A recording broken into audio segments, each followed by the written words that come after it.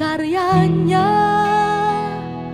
dalam daging, bicara dan hidup di tengah mereka. Secara pribadi selamatkan mereka tanpa jarak kepura-puraan, tapi nyata dan benar.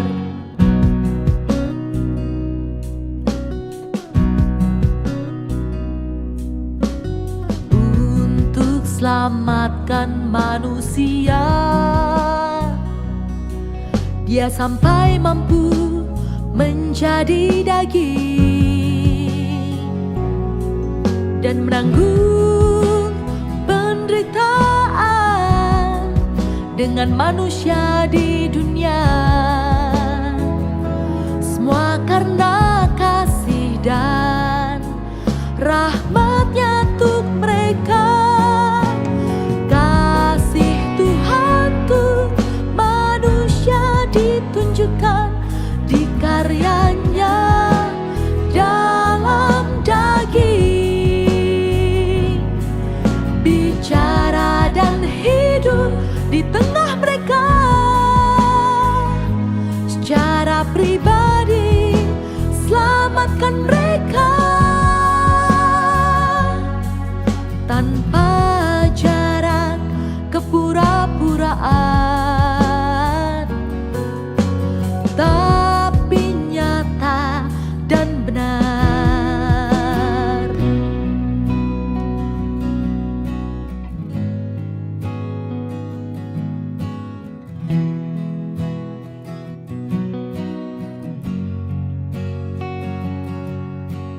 Kasih Tuhan tak bersyarat tanpa pamrih. Apa balasan yang Dia terima? Manusia dingin kepadanya, siapa dapat perlakukan Dia sebagai Tuhan?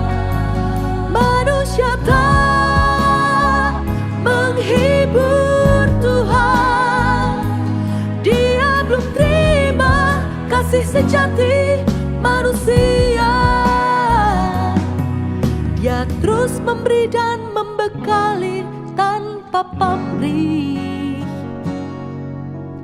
Kasih Tuhan untuk manusia ditunjukkan di karyanya dalam daging,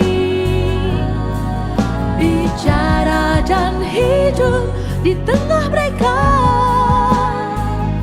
Secara pribadi selamatkan mereka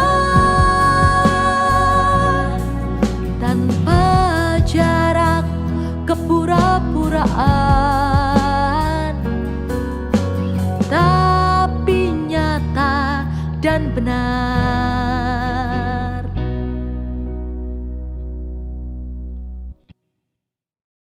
Selamat pagi saudara-saudaraku. Marilah kita berdoa. Puji dan syukur kehadirat-Mu Bapa di surga atas kesempatan yang Kau berikan pada hari ini. Sebelum kami melaksanakan aktivitas kami, terlebih dahulu kami rindu untuk bersama-sama mendengarkan sebahagian dari firman-Mu. Terima kasih Bapa di surga, dalam nama Yesus kami berdoa dan mengucap syukur. Amin. Saudara-saudara kekasih dalam Yesus Kristus, sebagai landasan renungan pagi terambil dari Ulangan pasal 4 ayat 10, saya bacakan demikian firman-Nya. Yakni hari itu ketika engkau berdiri di hadapan Tuhan Allahmu di Horeb, waktu Tuhan berfirman kepadaku, suruhlah bangsa itu berkumpul kepadaku, maka aku akan memberi mereka mendengar segala perkataanku, sehingga mereka takut kepadaku selama mereka hidup di muka bumi, dan mengajarkan demikian kepada anak-anak mereka. Kunci dari firman Tuhan yang kita baca adalah bagaimana supaya umat yang percaya kepada Tuhan takut kepada Tuhan. Takut kepada Tuhan dalam konteks Horeb ataupun gunung di mana Musa menerima 10 firman Tuhan adalah terkait dengan bagaimana umat yang percaya ini patuh dan menjalankan apa yang dikatakan oleh Allah kepada Musa di gunung Horeb.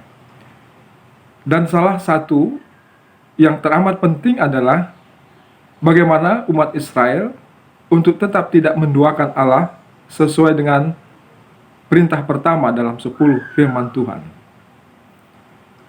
Perintah pertama ini memang sering menjadi sebuah godaan bagi orang yang percaya. Dan itu terbukti karena memang peristiwa Horeb itu kira-kira abad ke-13 sebelum Masehi, sementara kitab Ulangan ini dituliskan pada abad ke-6 sebelum Masehi.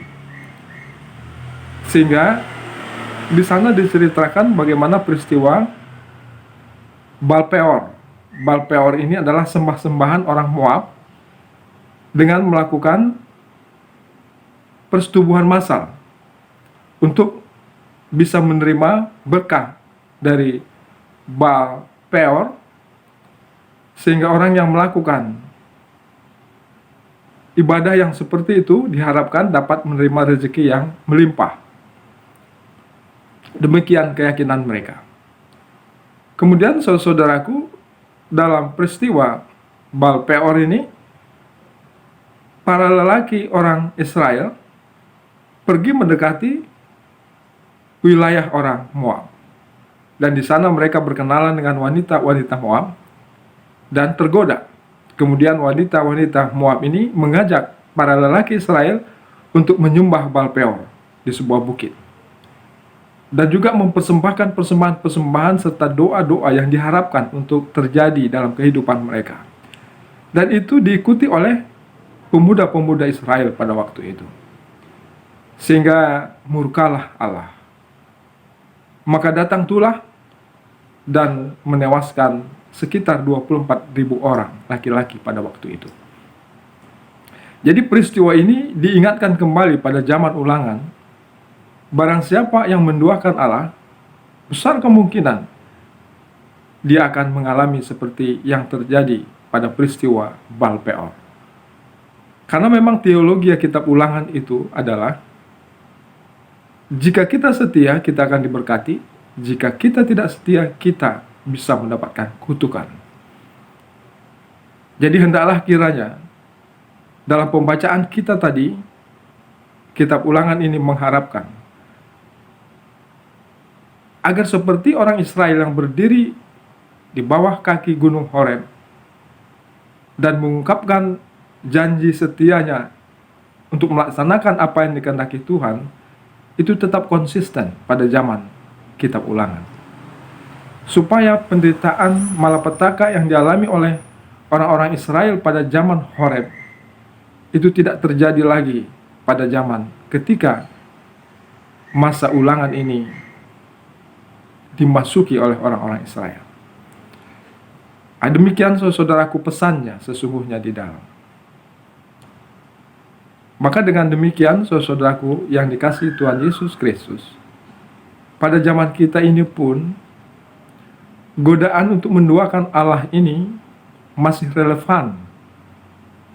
Baal Peor itu bukan digambarkan sebagai patung ataupun sesembahan orang Moab saja.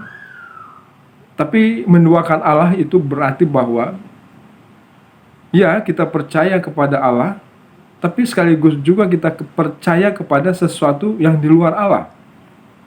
Barangkali kita percaya kepada pekerjaan kita, kesibukan kita, rutinitas kita, sehingga tidak seimbang lagi dengan kepercayaan kita kepada Allah. Kepercayaan kepada Allah ini sudah dinomorduakan. Seakan-akan yang utama adalah di luar kepercayaan kepada Allah. Dan itu akan terlihat seperti yang terlihat pada diri orang-orang Israel pada zaman itu, Mereka ini percaya kepada Allah, Yahweh, tapi sekaligus juga mereka ini menyembah Baal-peor. Bahkan melaksanakan semua seremoni-seremoni ibadah yang biasa dilakukan oleh orang-orang Moab. Nah, demikian juga pada zaman sekarang, kita bisa melihat bagaimana ada banyak orang yang KTP-nya memang Kristen, tapi kelakuannya jauh dari kekristenan. Jika dia pejabat pemerintahan, dia terlibat dalam korupsi. Jika dia pekerja swasta, juga terlibat dalam menggelapkan barang-barang dan lain sebagainya. Dan jika dia bekerja bebas, dia juga bisa tergelincir ke dalam tindakan-tindakan kejahatan, penipuan dan lain sebagainya. Nah, jadi ini adalah gambaran bagaimana masyarakat sekarang yang percaya kepada Allah tapi sekaligus juga percaya kepada sesuatu di luar Allah. Sehingga dengan cara apapun dia menyembah sesuatu di luar Allah itu. Misalnya dengan menyembah uang, dia melakukan peribadahan korupsi misalnya,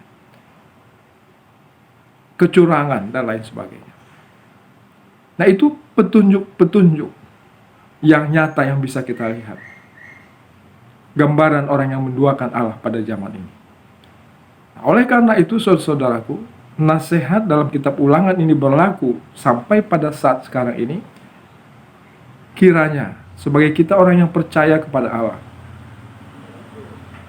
jangan sempat juga kita mempercayai yang lain, sesuatu yang di luar Allah, yang bisa kelihatan dari perbuatan-perbuatan nyata kita.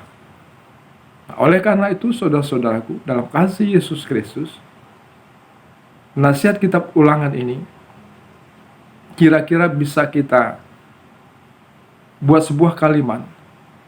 Misalnya, jika kita ingin melakukan sesuatu, maka yang perlu kita pertanyakan pada diri kita ialah, apakah yang hendak saya lakukan ini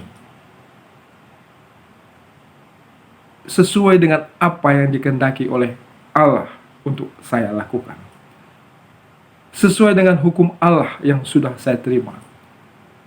Jika memang sesuai, maka saya tahu bahwa yang bakal saya lakukan ini memang adalah suatu tindakan yang benar, yang bakal diberkati oleh Tuhan.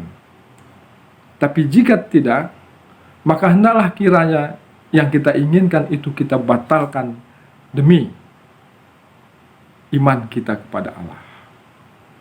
Sehingga dengan demikian, berkat-berkat yang dijanjikan Tuhan akan tetap senantiasa menyertai kita juga pada hari ini. Demikian renungan pagi untuk kita semua. Amin. Kita berdoa. Kami bersyukur Bapa di surga untuk firman Tuhan yang boleh kami renungkan pada pagi hari ini. Dan kami berdoa, mendoakan segenap pemirsa doa renungan pagi ini. Dan juga terkhusus jemaat Tuhan yang ada di GBKP Cilengsi. Kami memohon Bapa di surga, ketika kami menjalani hidup pada pagi hari ini ataupun pada pagi hari ini, kiranya Engkau mampukan kami untuk tetap bertuhankan Engkau. Apapun yang kami lakukan, aktivitas kami, kiranya Engkau mampukan kami untuk mempertanyakannya. Apakah itu memang seturut dengan yang Engkau kehendaki, atau itu hanya seturut dengan yang kami inginkan. Kami percaya Bapa di surga, ketika kami melakukan sesuatu yang seturut dengan yang Engkau kehendaki, maka pasti Engkau berkati. Kami menginginkan berkat pada hari ini.